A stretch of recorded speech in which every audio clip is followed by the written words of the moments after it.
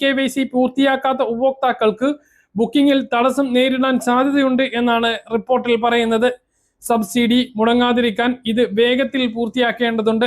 ഉജ്ജൽ യോജന പദ്ധതി പ്രകാരം ഗുണഭോക്താക്കൾക്ക് KYC ചെയ്യാത്തത് മൂലം മാർച്ചിന് ശേഷം സബ്സിഡി മുടങ്ങിയിട്ടുണ്ട്. ഏറ്റവും പ്രധാനപ്പെട്ട മറ്റൊരു മാറ്റം PNGയിലേക്ക് മാറുക എന്നുള്ളതാണ്. ഗാർഹിക ആവശ്യങ്ങൾക്കായി LPG സിലിണ്ടറുകൾക്ക് പകരം pipe line natural gas PNG ഉപയോഗിക്കുന്നതിലേക്ക് മാറണം എന്നുള്ളതാണ് സർക്കാരിന്റെ അറിയിപ്പ്. PNG ലഭ്യമായ ഇടങ്ങളിൽ 3 മാസത്തിനകം മാറുന്നതിന് വേണ്ടി LPG ഗുണഭോക്താക്കൾക്ക് നോട്ടീസുകൾ അയക്കുകയോ അല്ലെങ്കിൽ ഫോണിലൂടെ സന്ദേശമായി അറിയിക്കുകയോ ചെയ്യും. ഈ അറിയിപ്പ് ലഭിച്ച് 3 മാസത്തിനകം PNGയിലേക്ക് മാറേണ്ടി വരും. PNG കണക്ഷൻ എടുത്താൽ 2 ആഴ്ചക്കകം LPG കണക്ഷനുകൾ സറണ്ടർ ചെയ്യുകയും വേണം. കൂടാതെ നിലവിൽ പൈപ്പ് ലൈൻ ഗ്യാസ് എടുത്തിട്ടുള്ള ആളുകളും 2